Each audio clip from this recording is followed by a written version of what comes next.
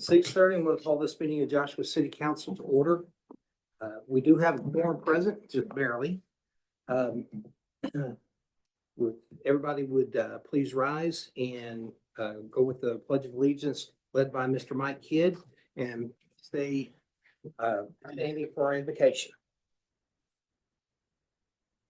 Pledge allegiance to the flag of the United States of America and to the republic for which it stands, one nation under God, indivisible, with liberty and justice for all. Honor the Texas flag. I pledge allegiance to thee, Texas, one state, under God, one and indivisible.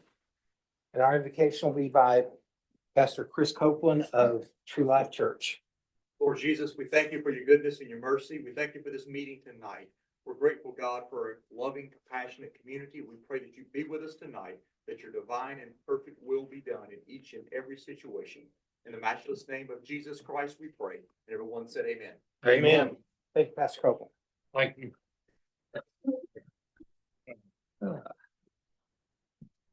Okay.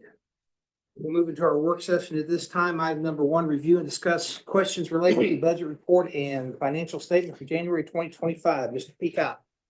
There's one thing, or a couple of little items I wanted to share with you that have drawn some questions on page 5 or 7 of the financial statement under the general fund, non-departmental. There's some areas there where there's some overages, personnel, and then the big one in supplies. Understand these are just kind of consolidated line items that compile the line item budget. So some of these aren't just an individual line. Under supplies, where it's got 276%, that is a $3,500 overage that was for some electrical work we had to have done for the Christmas tree this year that was unexpected. That's we'll probably switch that to building maintenance at some point. I'll work out with Marcy how we do that.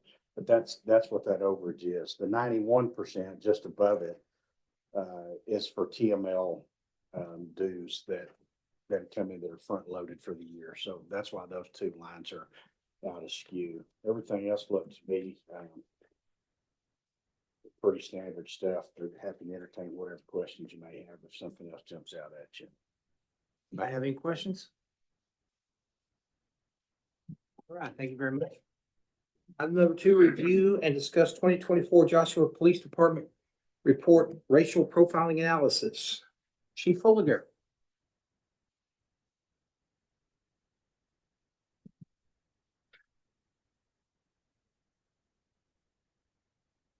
Review of the racial profiling report that I created for the state doesn't reveal any inconsistencies with previous year. No indications of problems. There was no racial profiling complaints last year. That's at least the second year in a row I know that to be true. I'll be glad to ask any questions about it or answer any questions. You wrote the report.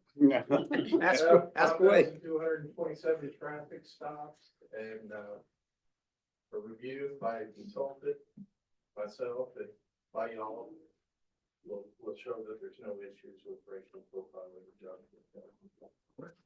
Anybody have any questions? Chief, thank you very much. Thank you, Jeff.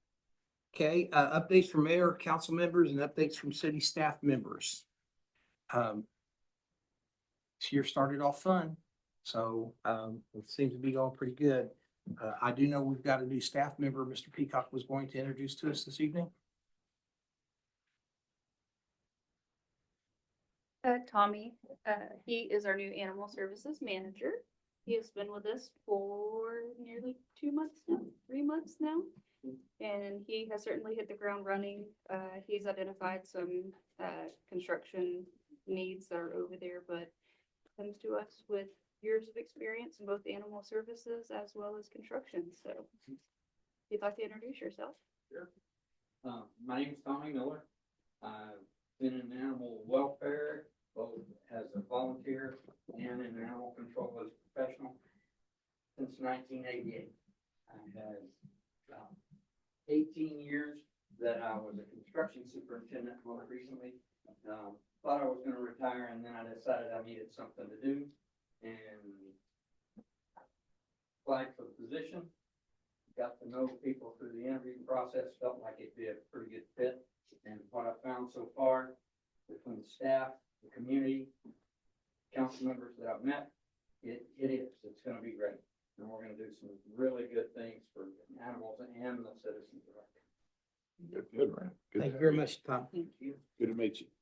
If you have not had a chance to go by the animal shelter and visit with him and see the changes they have made there, you need to stop by. It is awesome compared to what it used to be, and I think we're heading down the right road. It's really good over there. Anybody else have anything they want to share? Oh, okay.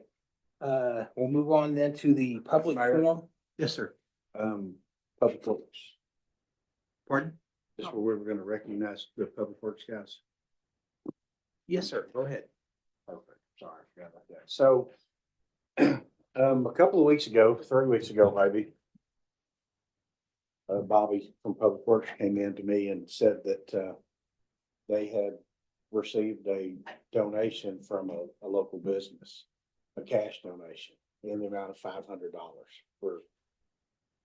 What happened was a few days prior to that, the guys during their morning routine on their way out to a job, they drove past and found what looked to be a briefcase sitting on the side of the road. They pulled over, got it, I think stuck in the back of the truck, kind of forgot about it till the end of the day. And then when they opened it to see what it was some surveying equipment that belonged to Lone Star Surveying, just over off of Wilshire. So they took it back to them and came to find out that it was an incredibly valuable piece of equipment. I've heard several different numbers, anywhere from $20,000 to $50,000 this thing is worth. I don't know exactly what it's worth, but they were elated to have it back. He peeled them off $500 cash and said, "Here you go as a reward." Well, as you all know, we can't really do rewards here. But we did want to do something that would recognize them for bringing that. So Bobby came in that next day, told me about it, brought me the money. I visited with Marcy. We decided that we could create a donation line item for them like we had in other departments. We applied those funds there and decided that we would let them use those funds for things within that department, whether it be department meetings and lunches, which was done. And I believe the remaining money they're going to use for drinks and snacks and stuff in their office, just stuff that they would have on hand to do things with. So, we wanted them to be able to get some sort of benefit for that, and not just have that absorbed in the general fund. And so Kristen has worked with them. And so I've asked those guys to come here today. They could have very easily stuck that money in their pocket. Any or all of them, but without looking, they did the right thing. They reported it, brought it in. We've made it as right as we can, and I wanted them to be commended for bringing that money in and turning it in and let us know it. Because they could have very easily not said a word and we would have not been the wiser.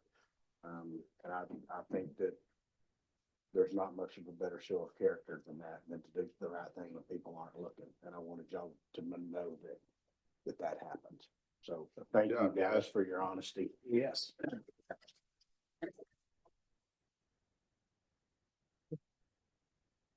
Kristen, anything you want to add? Proud to have each and every one of them. And, I'm honored to, to serve with, serve with a good group of guys. Awesome. I had seen on Facebook where Lone Star had put out there, if anybody found this piece of equipment, they would love to have it back. And then you were telling me about that, and wow, that's awesome. And guys, thank you very much. You made the city look really good, and we appreciate that. We really do. It's something just to be, going about your normal day and notice something. Yeah. Instead of just, well, I'm headed over here and I'm just gonna look in the blue sky as I'm driving along, and to notice something like that, that doesn't fit, that stands out, and just say, hey, let's stop and pick it up. I had one happen one day with a wallet that, when I found it and got it back to the lady that it was from, they had pulled out of Lowe's up in Burleson and set it on the roof, and it slid off the roof, and it was laying right in the middle of the road. And I found it, got it back to her, and just the way that feels, I know it means a lot to somebody. Thank y'all. Anybody else? All right. Again, guys, thank you very much. Thank you, gentlemen. Anything else, Mr. Peacock? Okay. I'll give him his hand over there. Oh, Oh, I'm sorry. We have some promotions and new things going on with the police department too. Chief. And police, Sergeant comments? Detective, can you step forward, please? You probably know Captain Lee from being in the meetings recently. He's just been promoted to captain after a stiff competition involving multiple boards. I congratulate him. He's doing fine work already. Sergeant Cox probably had the stiffest competition. He, I think everybody but one officer probably applied for the sergeant's position, and he had to compete with the department. He came out on top, and he did good work as an officer, and he's doing good work now. I just found out today he's expecting a daughter. I think he's excited about it. congratulations.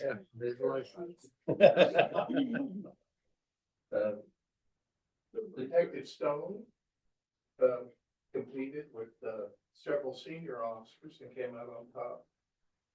It's not a promotion, it was a selection to go into detectives, and she's been an asset already participated in probably the most major crime that we'll see while she's in Joshua. Probably never see it again. She did well then, and we're glad to have her. Congratulations. Congratulations. Chief, hold on a second. You mentioned, that major crime. Is there any update that you can give us on that? Nothing at the moment. The investigation's still ongoing. We're confident we have a strong case.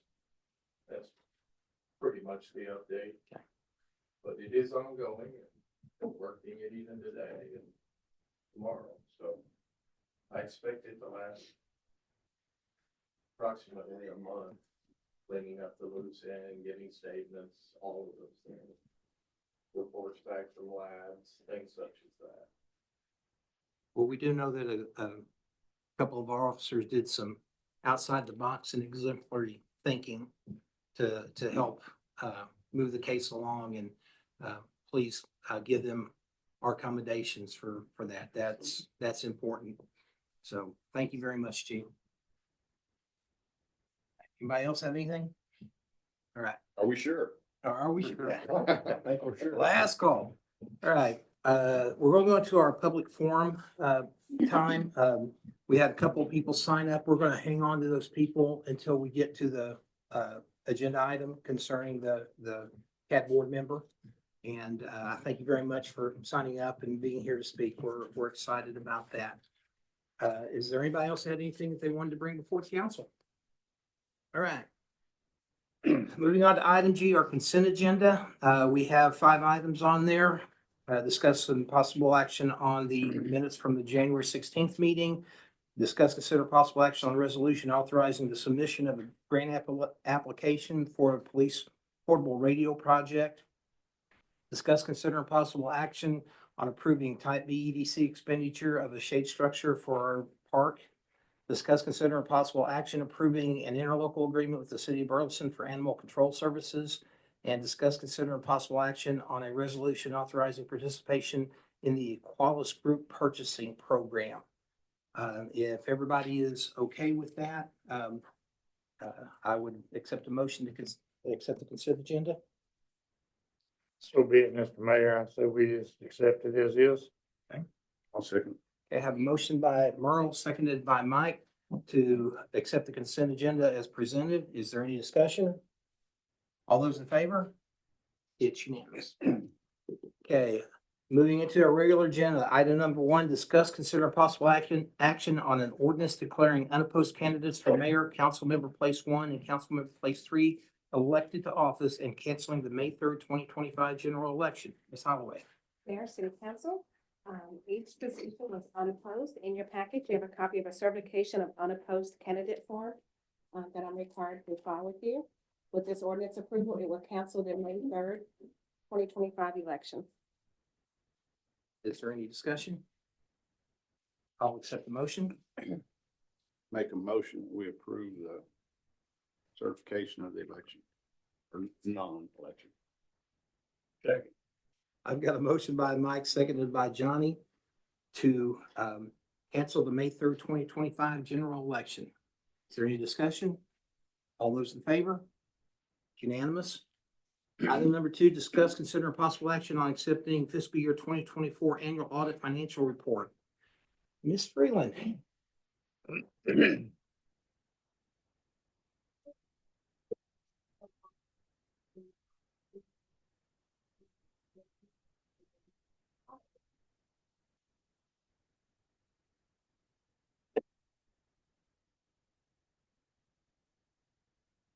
Marcy's gonna read along, the audit senior manager, on this engagement. I think that y'all have an electronic copy of our audit report in your packet. Let me know if you have trouble following along, because I have page numbers noted, but you don't have actual pages in front of you. And also stop me if you have any questions. It's being really boring if you just listen to me talk about numbers. So please feel free to interrupt.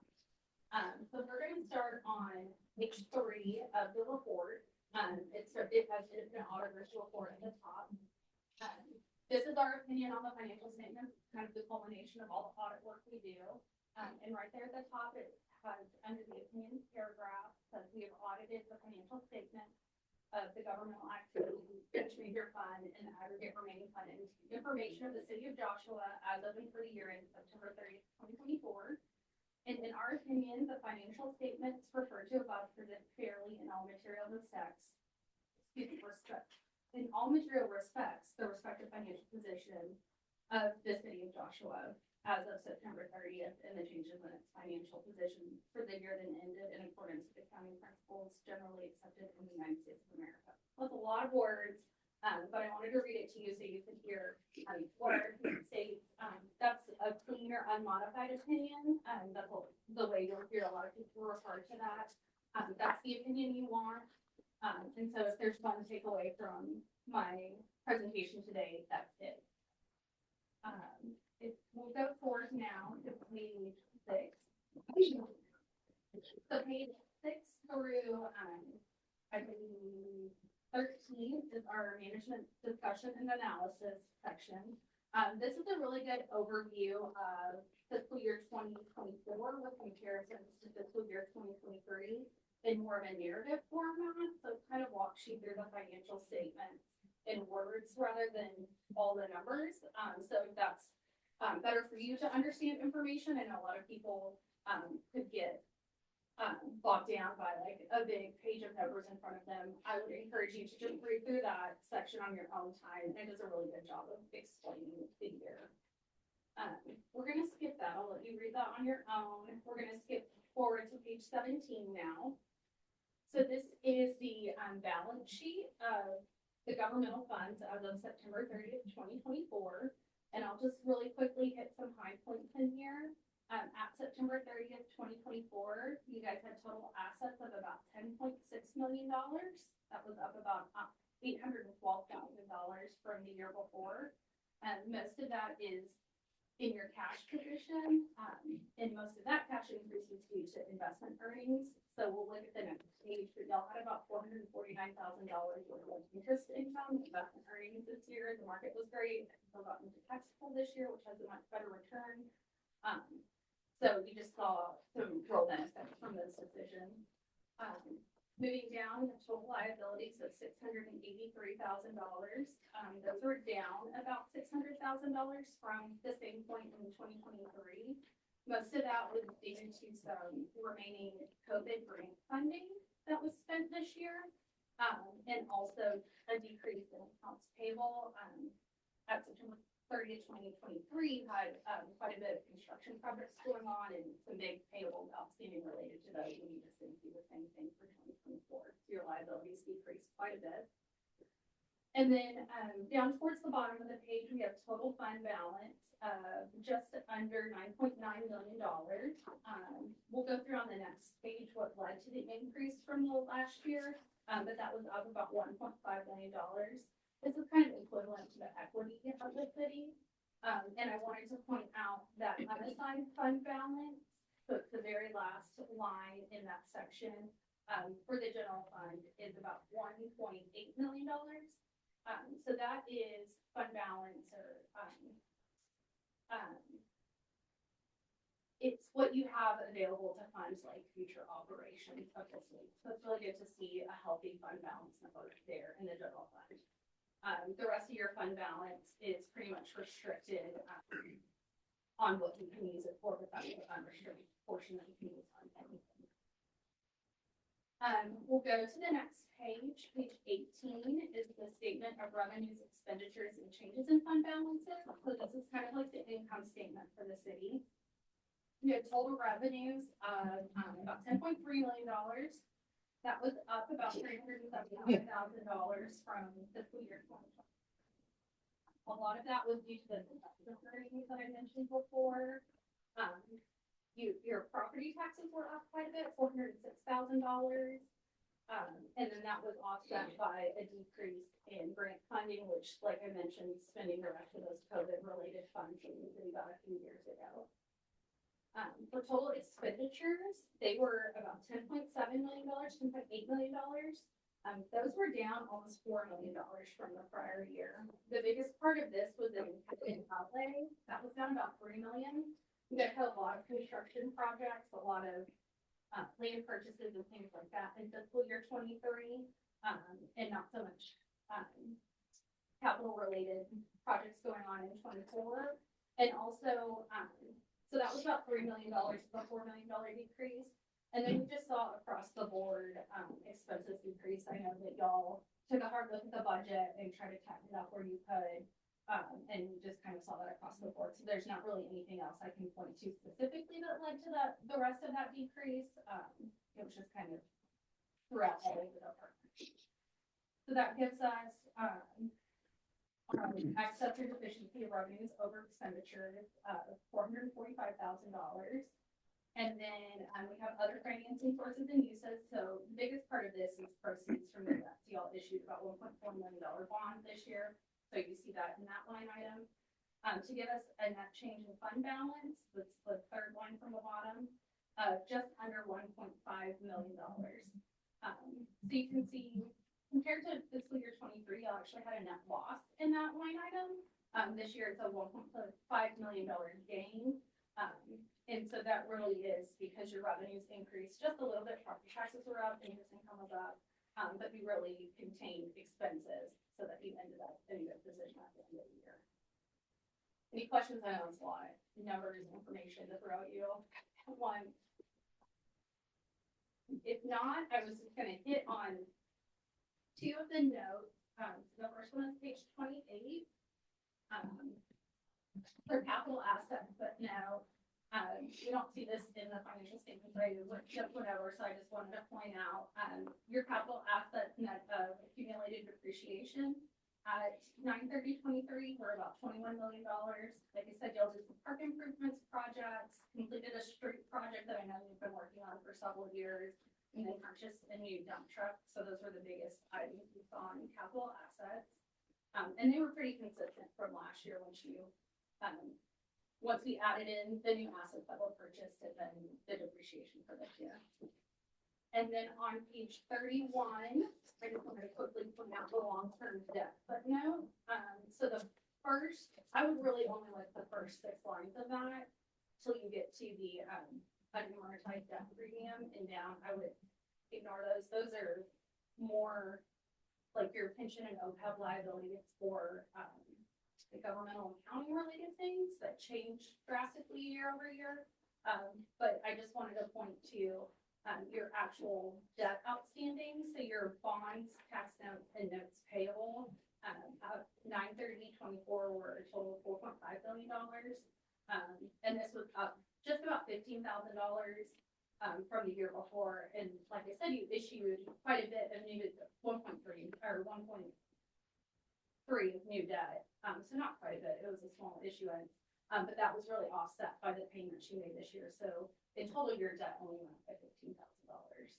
And then on the pages following that, if you're ever interested, there are debt service schedules. So it tells you how much of principal and interest is due by you until those debt issuances are paid off.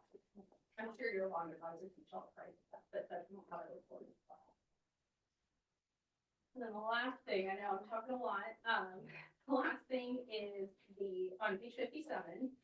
So that is our internal control letter. So as part of doing an audit of a government, we have to look at internal controls over the financial statements. Just make sure that y'all have controls in place to protect the money of the city. And at the very bottom, it says, during our audit, we did not identify any deficiencies in internal control that we considered to be material weaknesses. The office didn't identify any significant deficiencies. And then there's even a lower level of deficiency where we would follow a management letter, which isn't a formal communication, but it would do something that we would just communicate to Marcy. We didn't even have any of those. And those are more like best practices and rules for improvement. So it was really, really clean audit. Marcy has done a great job. She has answered all of my questions, has kept the book so clean, and I'm just so happy to see her. I've been the city auditor for quite a while now, and it was just a very, very smooth, easy audit this year. I just want to commend and thank Marcy for all of her help with that, making my job a lot easier. That's all I have to say. That's a lot. Anybody have any questions? No, just think we're pretty proud of Marcy. Yeah, she's doing a heck of a job, especially with those investments. Good job. Thank you very much. Okay, so we need to accept the audit. I'll accept the motion. Move approve on. I'll second. You got a motion by Johnny, seconded by Mike to accept the audit as presented. Is there any discussion? All those in favor? Unanimous. Item number 3, discuss, consider possible action on chapter 380 economic development agreement between the city of Joshua and Rumfeld Properties regarding 207 North Main Street. Mr. Peacock. These are agreements that were done with the TAP A Economic Development Corporation for some reimbursement for parking, sidewalks, drainage, on 2 new properties that are, one has already gone vertical, at 104 and 107. 204 and 207. 204, I'm sorry, North Main. One of these is complete. We're still working through the final acceptance of those, but the Type A board did approve this agreement with Rumsfeld Properties in the amount of $57,146.30. And was that for the 207 or the 204? Or was that total of both? That is for 207 North Main. Okay. Is there any discussion? Okay, I'll accept the motion. I'll move to approve chapter 380 economic development agreement between the city of Joshua and Rumfield Properties regarding 207 North Main. Okay, motion by Johnny, second by Angela to accept the 380 economic development agreement with Rumfield Properties at 207 North Main Street. Any discussion? All those in favor? Unanimous. Item number 4 is the same thing except for 204 North Main Street. A little difference in the amount, but yes, same agreement. I'll make a motion to approve this. 204 North Main. Second. I got a motion by Mike, seconded by Johnny to accept the chapter 380 economic development agreement with Rumfield Property regarding 204 North Main Street. Any discussion? All those in favor? It's unanimous. Item number 5, discuss, consider possible action on a resolution nominating a candidate for the Johnson County Central Appraisal District Board of Directors, we had a couple of people sign up to speak about this. So Becca, if you would like to approach, please state your name and address for the record.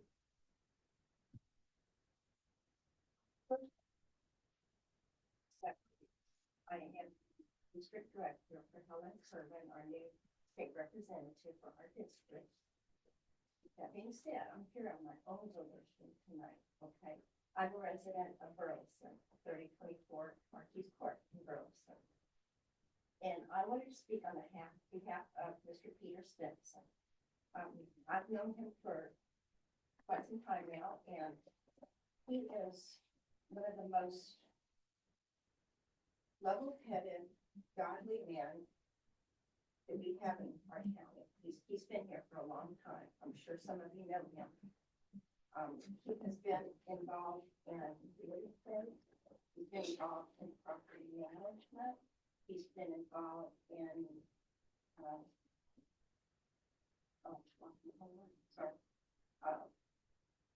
development, okay? So one aspect or another in real estate world, and I think that's really pivotal for this position. So I just wanted to give my thumbs up, I hope y'all are really considering it. Thank you. Okay, and Mr. McCorkle? That is right with McCorkle, okay. Again, if you'll state your name and address, please. Michael McCorkle, 2833 County Road 804A, Burleson, Texas, 76028. I've been in Johnson County since 1986. I am here to speak on behalf of Peter Stinson as well. I have known him long before 1986, when my mother would bring us up to visit grandparents that lived in Cleveland. And Peter Stinson and his family went to church with my grandparents. Peter is married to Vicki Stinson, the daughter of Bill and Loretta Whitehouse. They're a long past, but they were the original settlers of Johnson County. They have a vested interest in Johnson County, obviously. And he's on a flight to Denmark right now because of the death of a very dear friend of his. That's why he's not here tonight speaking to you. He asked me to come and speak in this place. I'm going to read to you what he asked me to read to you.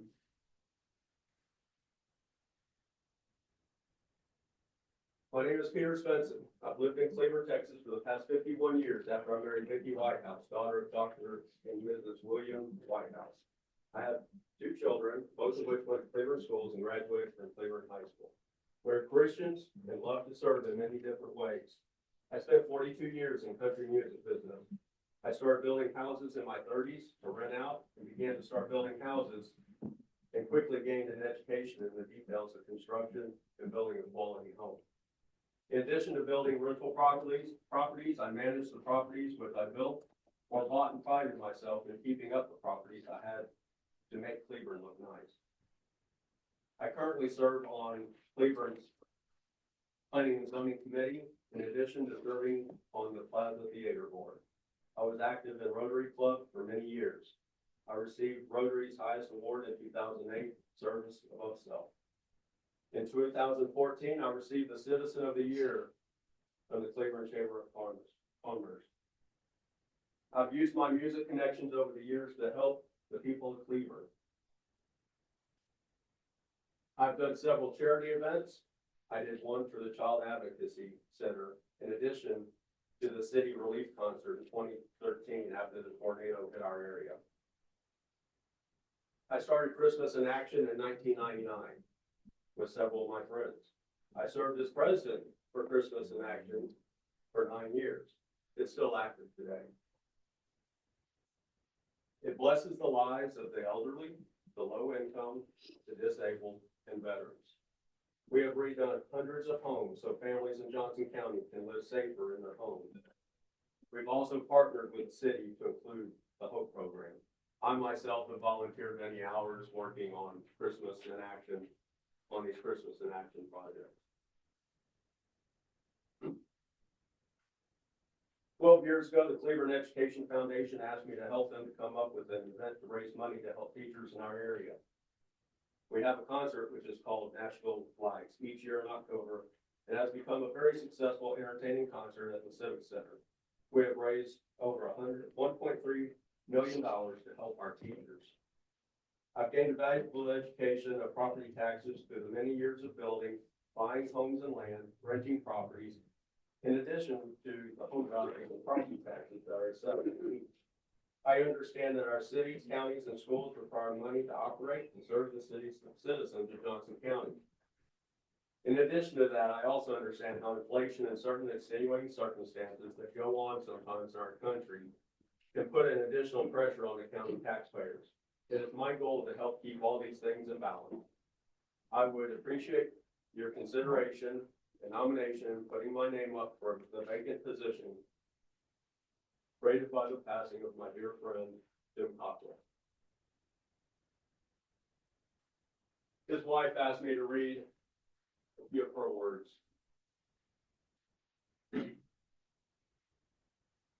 Years ago, as Peter had started to learn about the appraisal district, he heard some things that were alarming to him about how unfair they were in following the law as to how they were to appraise the values of properties. As Peter dug in more deeply, he found that there was a lot of fraud and miscalculation, and even not appraising some specific properties. His only and very specific desire to being on the CAD board is to eliminate the fraud and make the values equal and fair according to the law of Texas. He found out through public records that there are over 200 and counting properties that have not been appraised in over 10 years in Johnson County. Think of the tax money that has been lost due to this mismanagement for years and the playing of favorites with these people. In fact, one of them was a school board member in another city of this county. How can anyone feel good about sitting on a school board knowing that your property isn't getting raised for 10 years if the money is truly needed? The election of the new CAD is finding out all these things and trying to rectify these problems. They already cut the former chief appraisal budget for the new year over $500,000. When all these things are done, that money goes back to the school. We can't imagine how much money has been lost due to the mismanagement in that office under his direction. Peter's goal is to help get the correction done that the newly elected board has already started doing. It's going to take time due to the damage that has been done, but Peter is determined to be a force for good for the county, which includes the schools. The old school board gave the chief appraiser a salary of $250,000, making him the highest paid employee of the county, in addition to a severance pay of the same. And he didn't even live in our county. But he's gone now, and things are getting corrected and going in the right direction. Peter and Spencer. As I said, I've known Peter for most of my life. He is a good man. He is an honest man, more honest than the day is long. And if he says there's corruption, if there's mismanagement, there's inequality, you take it to the bank. And he's here to help. Thank you very much. Thank you, Mr. McCorkle. Greg, did you want? I'm a little late. Can you keep it short? And I've been in Austin all day about people's property taxes. All right. Now I go feed my horses. Yeah. So I'm Craig Hunter and Address, sorry. your address. Oh, address. Grandview, Texas. Yes, I've lived in every city in the county in my life, even Joshua. I guess about 6 years ago, Scott remembers this, but I uncovered the illegal election process of Central Appraisal District board members. It was hidden from the public. And I know y'all heard this over the years. And now we have CAD board elections going on clear across the state now. It was nothing, nobody knew anything back.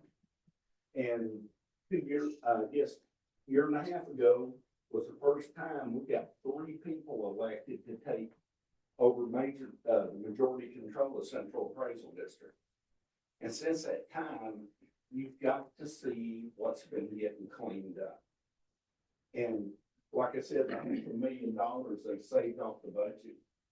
That's every entity pays a portion of the central appraisal. Just your portion is gonna be smaller now. And the reason for this election, every time Joshua has helped us out.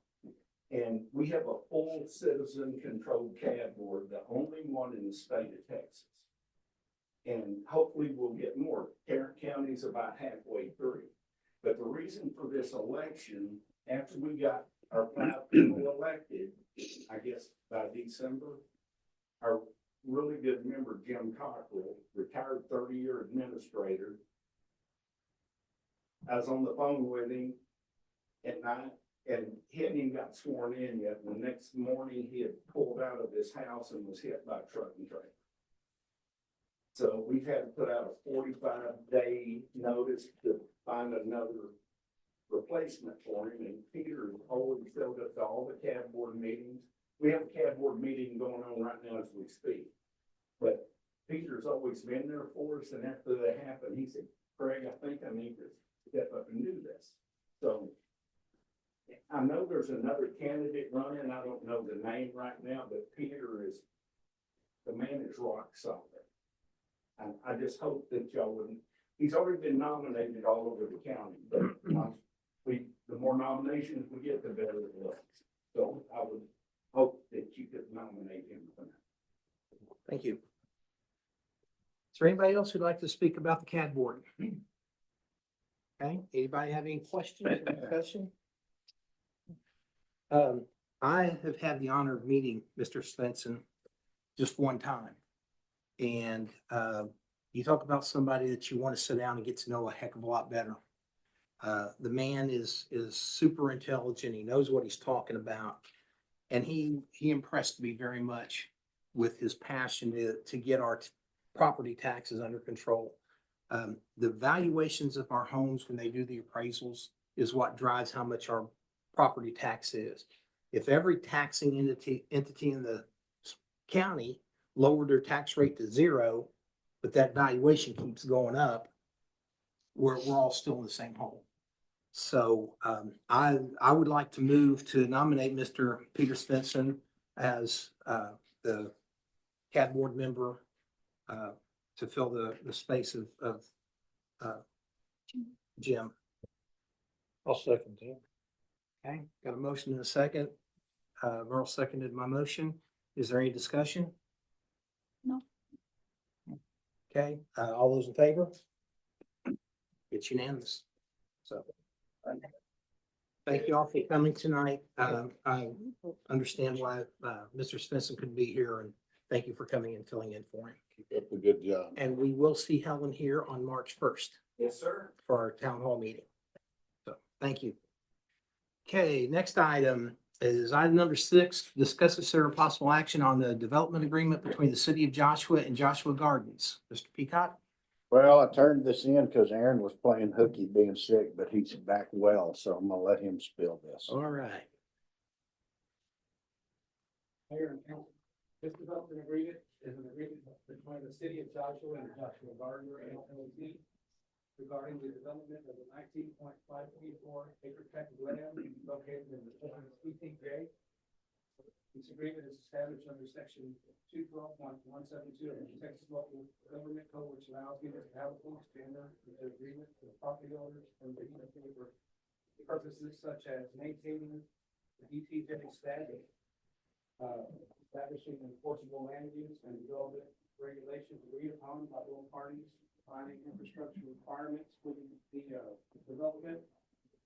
The purpose of this agreement is to regulate how the land will be developed while ensuring compliance with city ordinances and future transportation plans.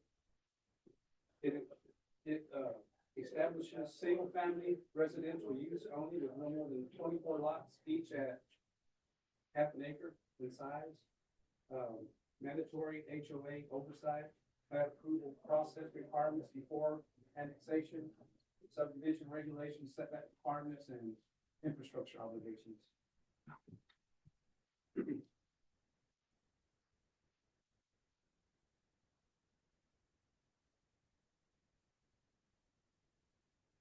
That's it? Okay. That's just located. It's right next to, phase four, Joshua Meadows phase four, so it touches, County Road 705.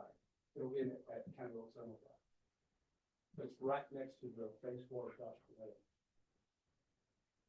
And this development agreement basically brings them into the city and allows for the development and attaching to the road through Joshua Meadows and all that, correct? Correct. Okay.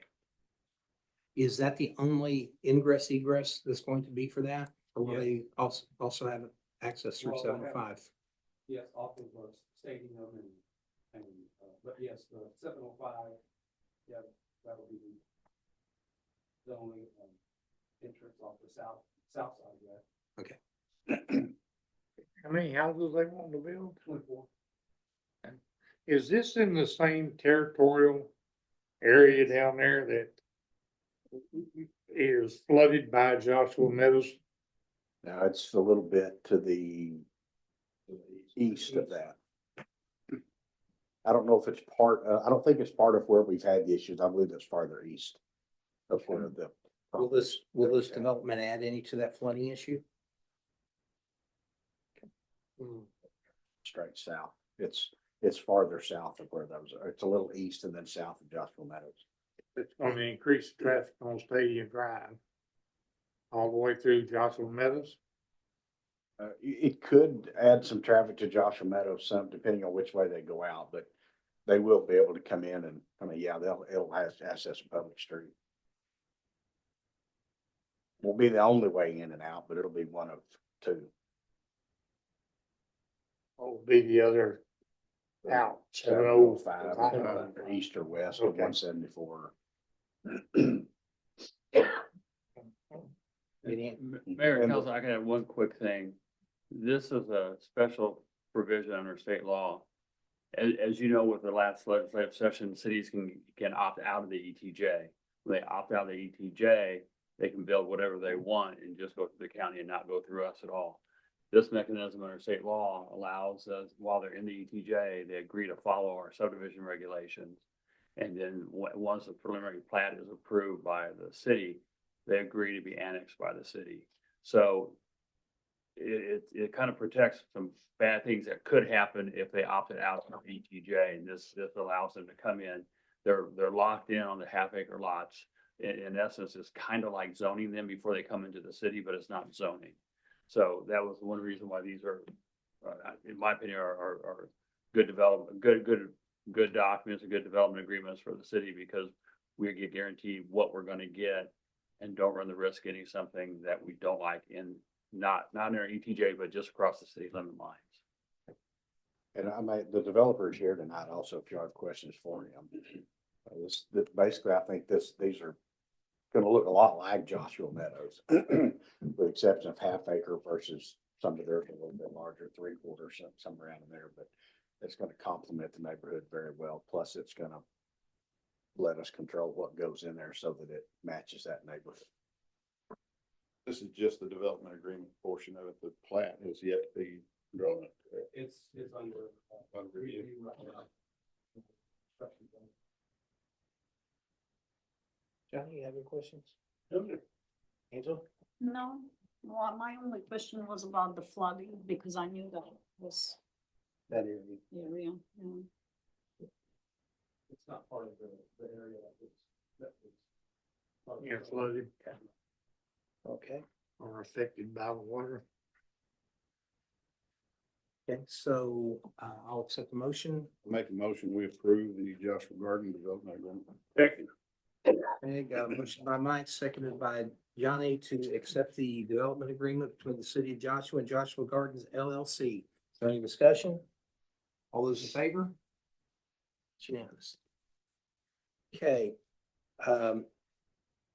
I am going to skip item number 7 for right now. Move into staff reports real quick. See if anybody has any questions on any of the staff reports. After staff reports, we are going to recess into an executive session to discuss a few things, and we'll come back and take care of that last item. So any of the staff reports. Okay, so then at 7:20, we're going to recess into executive session. Any staff that's here, y'all are free to go with the exception of the fire chief. Unless y'all just want to stay, you're welcome to stay. Okay, at 8:16, I'm calling this meeting back to order. Okay, item number 7 on our regular agenda, discuss, consider possible action on a resolution supporting Johnson County Special Utility District's request to modify chapter 7216 of Texas Special District Local Code Laws Code. Move to not, accept this resolution. Second. A motion and a second to not support the resolution supporting Johnson County Special Utilities District's request. Is there any discussion? Okay, all those in favor of the motion is made? Unanimous. Okay, that is the last item of business. Does anybody have any request for future agenda items? Okay, Harry, is there anything I'm missing? Oh, sir. Okay, so at 8:17, this meeting is adjourned. My favorite words.